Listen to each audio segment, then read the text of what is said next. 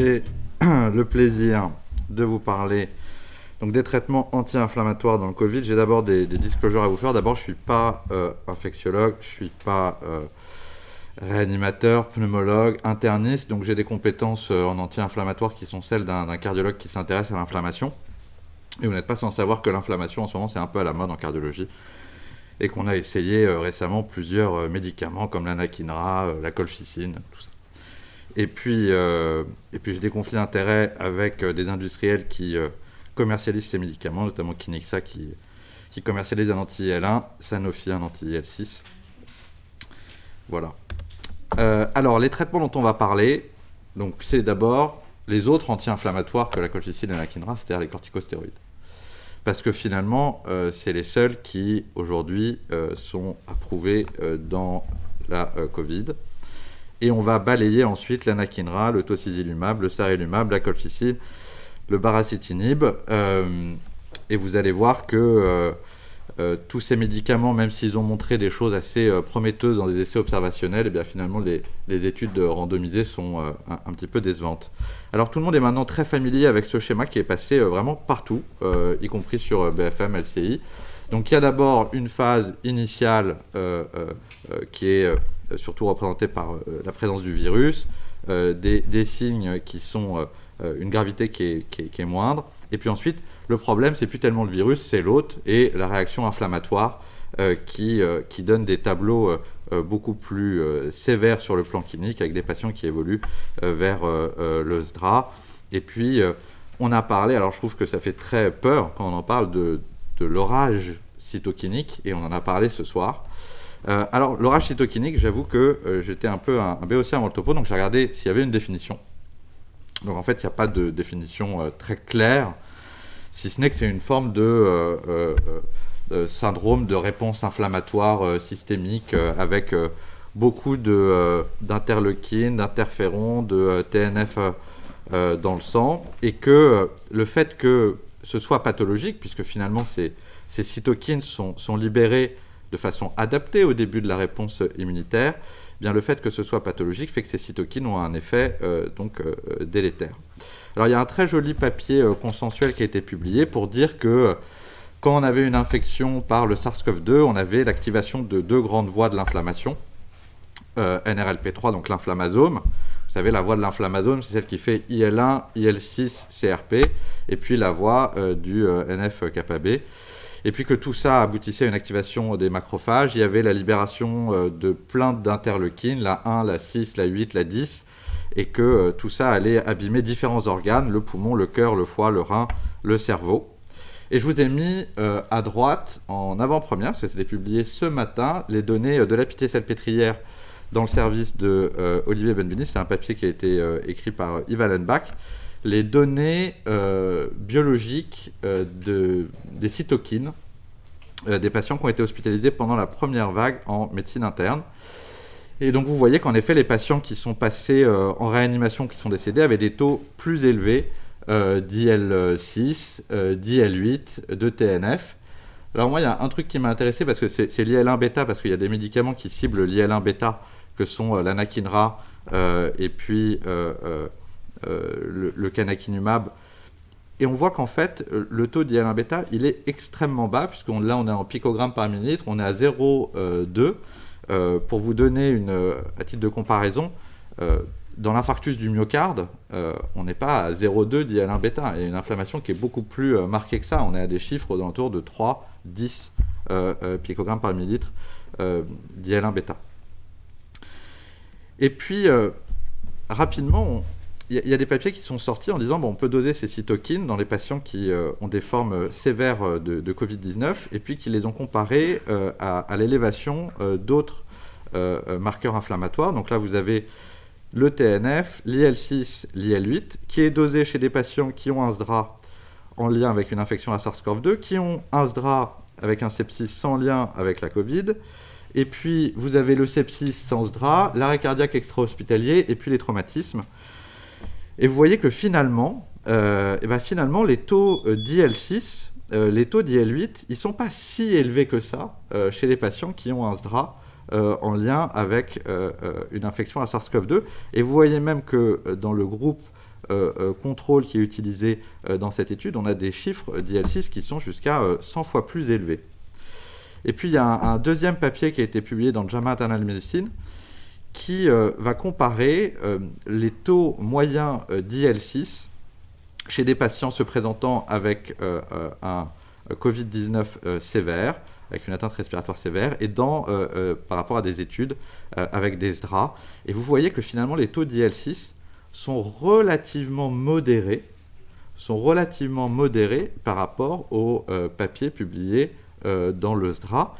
Et tout ça a fait dire que finalement l'orage cytokinique était relativement modéré dans la Covid-19. Alors il y a certes une réponse inflammatoire, mais elle est peut-être plus complexe que juste de la libération massive de cytokines. Bon, en tout cas, on fait le constat qu'à un moment donné, c'est l'hôte plus que le virus qui pose problème.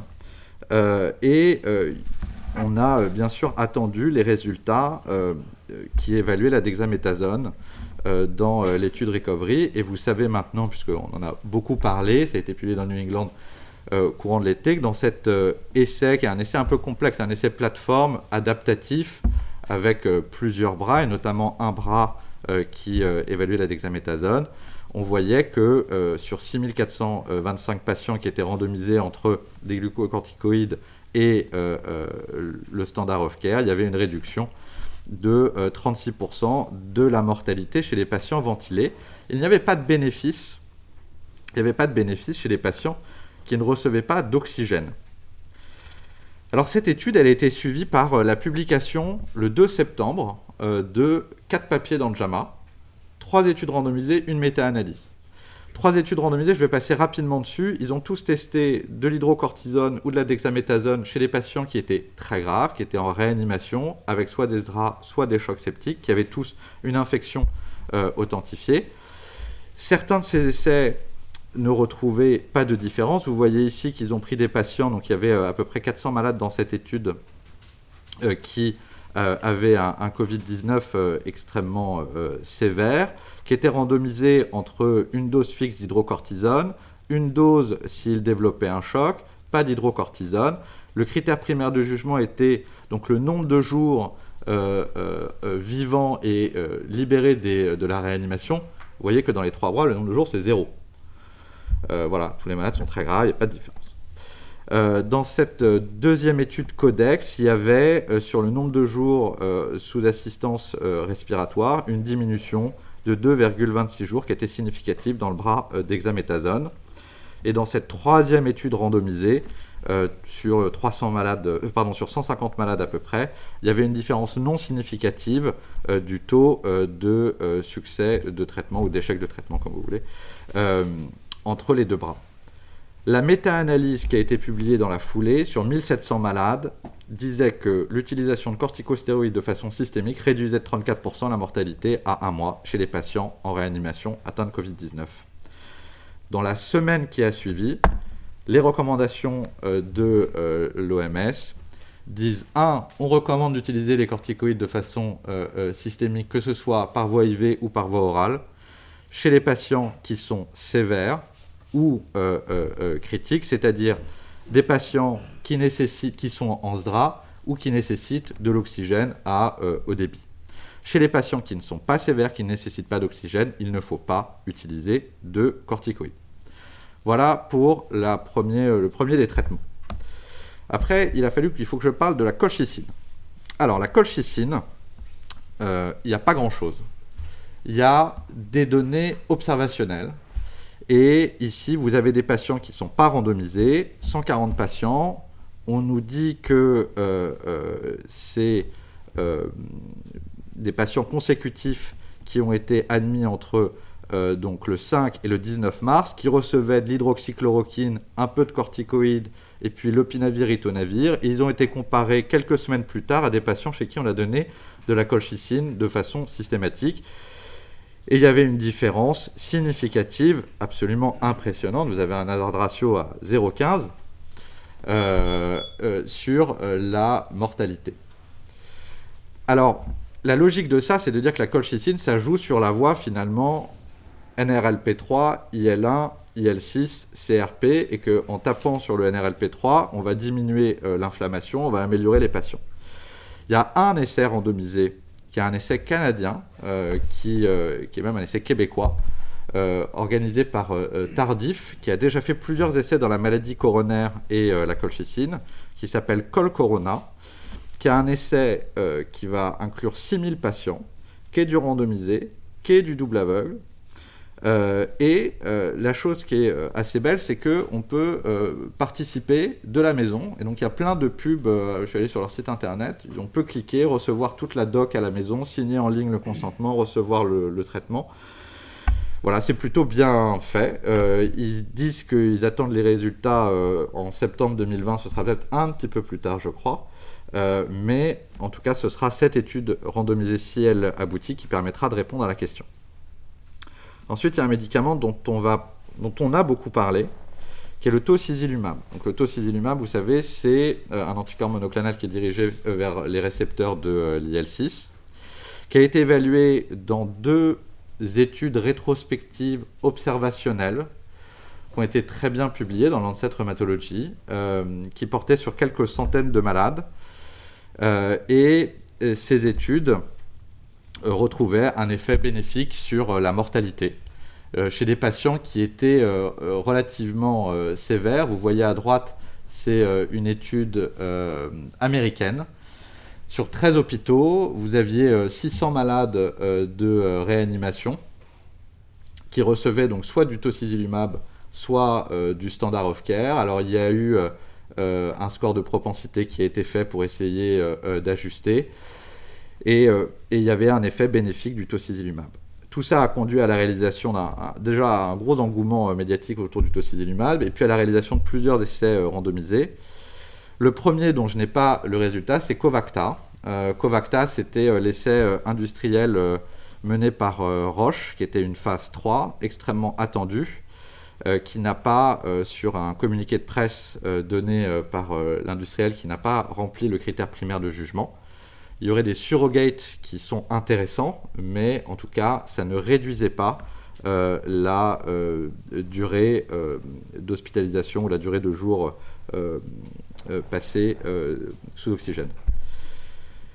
On a bien sûr, vous le savez, Corimmuno. Corimmuno 19, qui est une plateforme, là aussi un peu comme Recovery, qui est une plateforme avec plusieurs bras thérapeutiques, c'est un essai adaptatif, où on avait donc une première phase qui évaluait le tocilizumab. Vous savez qu'il y a eu un communiqué de presse qui a été donné le 27 avril disant qu'il y avait un bénéfice au bras tocilizumab. On est toujours en attente de la publication et donc je ne peux pas vous en dire plus. Il y avait un deuxième étude qui a été aussi menée à la Pitié-Salpêtrière qui s'appelle Corimmuno Viro, qui cette fois qui s'intéressait au petit copain du tocilizumab, qui est le sarilumab, qui lui aussi est un anticorps monoclonal qui vise le récepteur à l'IL-6. Cet essai a été arrêté pour futilité.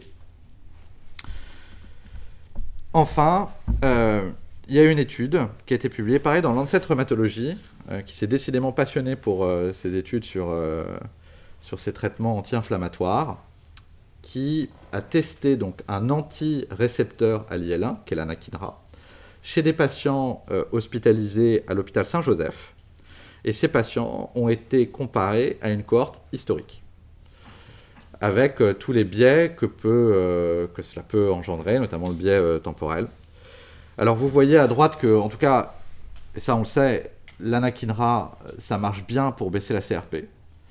Et dans cette étude, on nous disait que ça améliorait franchement la survie, avec toutes les limites, évidemment, que peuvent avoir ces études observationnelles comparées à un bras historique, sélectionnés dans le même hôpital.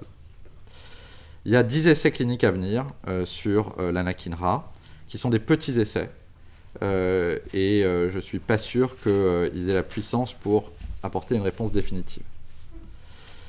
Et enfin, il y a un dernier communiqué de presse qui a été donné, je crois, cette semaine par Lilly sur un médicament qui s'appelle le baricitinib, qui est un inhibiteur du JAK 1 et 2, qui a été donnée dans le cadre d'une étude qui s'appelait ACTT2, qui était donnée en association, qui était donnée en association avec du remdesivir.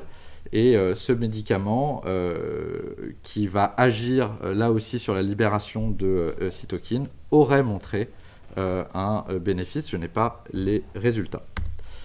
En conclusion, dans les anti-inflammatoires, les corticostéroïdes quand on a un Covid sévère ou critique, oui. Quand on a un Covid qui n'est pas sévère, non. Le tocilizumab, pour l'instant, non. Maybe on top of corticoïdes, parce que dans Recovery, il y a, si on ne s'améliore pas sous corticoïdes, la possibilité d'avoir du tocilizumab. Et donc, on attend les résultats de Recovery pour savoir si ça peut avoir un intérêt. Le sarilumab, a priori, il n'y a pas d'autres essais en cours. Ça s'est arrêté et donc on ne le donnera pas. L'anakinra, je vois mal comment on aura des données robustes vu les nombres de patients inclus dans les 10 essais cliniques en cours. La colchicine avec Colcorona, 6000 patients, si jamais ils arrivent à aller au bout de cette étude, pourra donner des trucs intéressants. Et puis on attend bien sûr ACTT2, qui est un large essai randomisé avec un médicament qui est un inhibiteur des JAK, dont on sait qu'il peut avoir un rôle anti-inflammatoire. Je vous remercie beaucoup.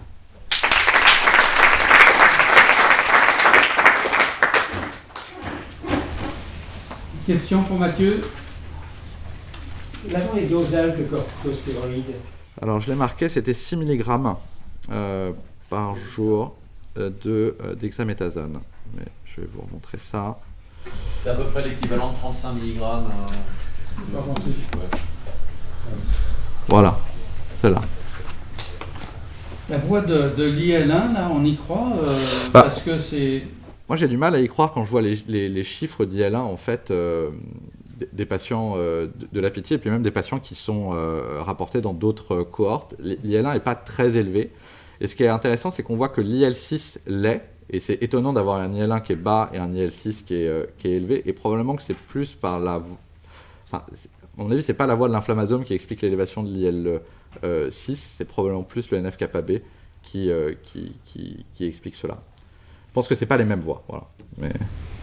Il y a des essais sur la stimulation de l'immunité innée avec la BCG-thérapie, etc., pour lutter contre l'inflammation, etc. Tu as des données là-dessus? Non, je ne le savais pas. Eric, tu y crois, toi, aux anti-inflammatoires nouveau genre Tu sais, nous, on est infectiologue, donc on croit d'abord aux anti-infectieux. Non. Mais, non, les corticoïdes, c'est évident. Et puis pour le reste, il n'y a pas grand-chose pour l'instant. C'est son topo. Oui, enfin, nos collègues français ont été très vocaux quand même sur leur étude observationnelle. On les a beaucoup entendus jusqu'à dire que si jamais eux avaient le Covid, ils voulaient absolument être traités. Enfin, donc il y a des gens qui y croient, quoi. Ouais. Bon. Le remdesivir, Eric? Non, honnêtement, remdesivir, c'est... Le critère de jugement, c'est pas la mortalité, c'est la diminution du temps hospitalisé. C'est un critère un peu bizarre qui est apparu un peu en cours de route. Les essais sont pas concordants, il y a 3 ou 4 essais et on n'est pas convaincu, quoi. Voilà. C'est une petite différence, Une toute petite différence qui n'existe que dans une étude sur les 4. Quand tu regardes les chiffres, il y a 4 morts versus 2 versus 1. Et il y a, très honnêtement, c'est pas convaincant. Non, c'est pas convaincant. Et en plus, il y a le problème Gilead, puisque c'est un produit Gilead, donc... un gros problème FDA avec, Ouais. Moi, j'y crois pas. Et le plasma? Le plasma, ça peut peut-être être intéressant pour certains patients, notamment, tu sais, ceux qui ont des formes un peu chroniques, avec une expression virale un peu prolongée, des immunodéprimés. Peut-être que là, ça peut être intéressant. Mais bon... Et Eric, le vaccin, tu peux nous dire un petit mot? Le vaccin, je ne peux rien vous dire d'autre que pour l'instant, il y a beaucoup d'effets d'annonce qui font monter l'action du laboratoire correspondant, mais c'est prématuré, quoi. Entre Sputnik qui tombe du ciel, AstraZeneca qui a des effets indésirables, Enfin bon, on a tous envie de s'emballer pour un vaccin comme on avait envie de s'emballer pour l'hydroxychloroquine, quoi. Voilà. Mais...